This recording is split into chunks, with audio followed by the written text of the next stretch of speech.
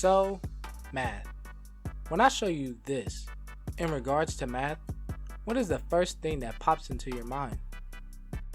If your answer is A, multiplication, Nice. if you said B, the x variable, you, my friend, suffer from TJS, also known as that's just stupid. What is TJS, you ask? Allow me to explain.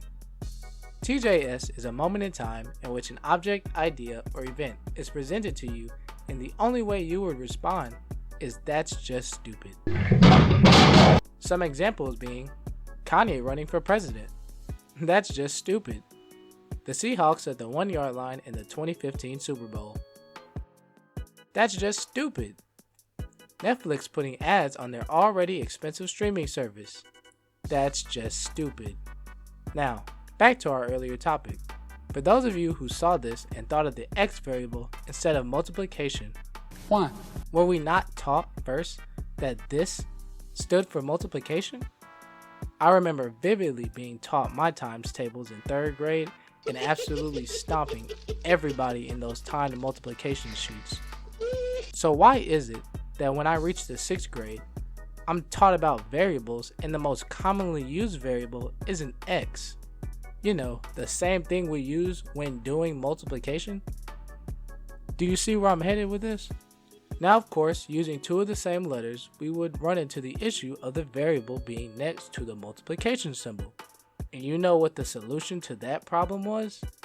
Was it A, use any of the other letters of the alphabet in place of x, or B, turn the multiplication symbol into a dot? Like seriously, why do we have to turn the symbol that we've been learning about for 3 years up to this point into a dot? What sense does that make? We have 25 other letters in the alphabet to use as the most commonly used variable. I hear some of y'all saying now, but Monty, even though we use other letters in place of the variable, we may still get confused with the multiplication symbol resembling an X, so it would be best to change it altogether. Do you even know what a variable is?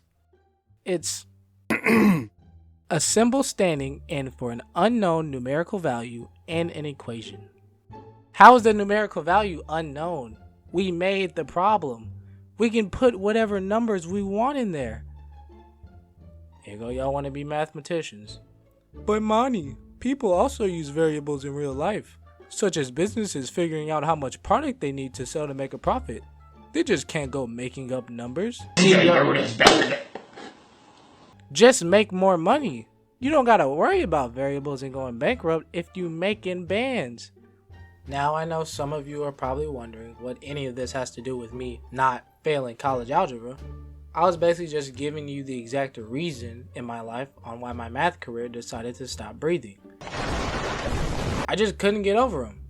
But Monty, why didn't you ask for extra help? I'm pretty sure you could have gotten extra tutoring or something to help you to get past this educational roadblock. Oh, wow! Now, I would take this mindset with me to college, where I got the lovely chance of taking college algebra.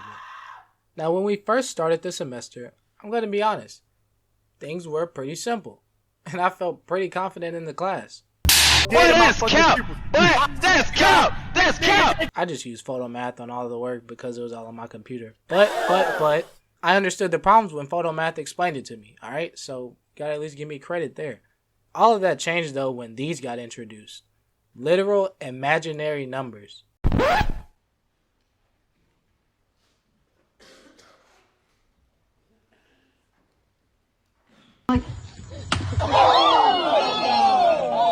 Are you telling me that we don't have enough numbers, so we literally just have to imagine this as a number? Yes. Even photo math trying to explain this to me didn't help. I would be confused writing down the explanation. I felt like I was writing in a language that I didn't understand. I was just worried about keeping my grade above 60 at this point because that was considered passing, and I somehow managed to pull that off. Now we were nearing the end of the semester, and you know what that means. Stop screaming! Stop! The time in a college student's life when their entire self-worth is put on a piece of paper. Now, as you can guess, as someone who wasn't naturally good at math, refused to seek outside help, and literally used an app to cheat on all of the assignments and still barely held on to a 60 average in the class, you can probably guess I was a bit stressed.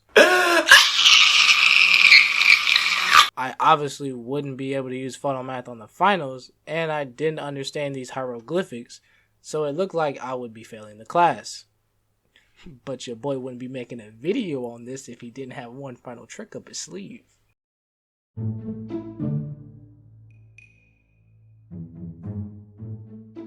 Unlike in high school and college, you have the ability to drop a class whenever you feel like it. Without any explanation why, you can just drop it. Now at my school, you could drop a class all the way until the day of your final. So your last day to drop a class would be on the day of your final.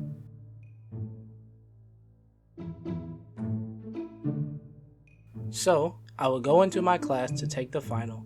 I was going to look through the tests, and if I felt like there was no way I could pull a passing grade out of this, I would just go walk out the class and drop it.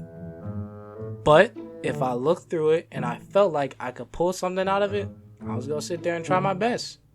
So the night before the finals, I made sure to get some rest because I had a pretty big day ahead of me tomorrow. Now, obviously, we wouldn't all be here if we knew that his plan worked. So we're going to cast votes on how we think his plan went wrong. Is it A, he got caught cheating on his final? Is it B, he woke up late for his final? Is it C, his teacher called in sick and gave everyone a passing grade? Or is it D, he got body slammed by his teacher through a desk?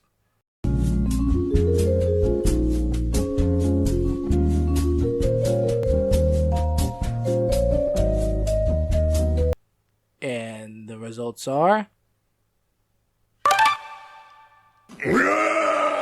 If you guessed B, wakes up late for the final, you are correct.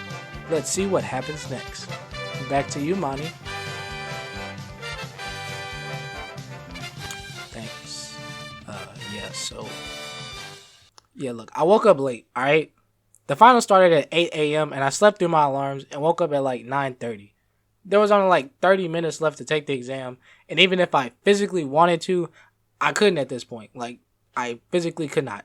So I rolled out of bed, logged onto my computer, and dropped the class with a 60 average. So I didn't fail the class, but I also didn't pass it since I dropped it, which meant that I would have to take the class again next semester. Now, surely, I'll take this lesson with me and try harder next semester to study and really get the material down, right?